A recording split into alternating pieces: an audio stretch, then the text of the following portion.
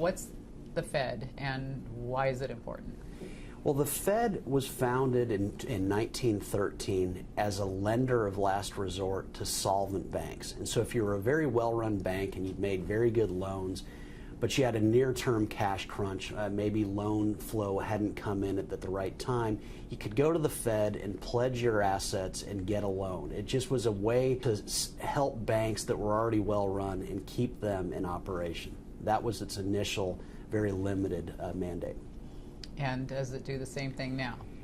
Well, that's what I point out in the book. What we've seen over the past 100+ years is that it's unheard of for a well-run bank to go to the Fed for a loan. And the reason for that is if you're a really solid bank and you have a near-term cash crunch, there are voluminous market sources willing to lend to you, to tide you over, just like they would lend to any business.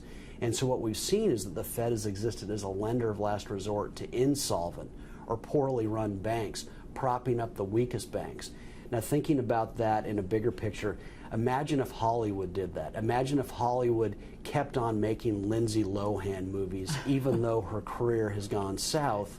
It would weaken the industry in total. Or think about Silicon Valley. What if there were a central authority constantly propping up web vans and other failed internet companies from the past? If so, it would be a very poor place. And so my argument in the book is that the Fed has become a huge detriment to the health of the banking system simply because it only exists to prop up the weakest.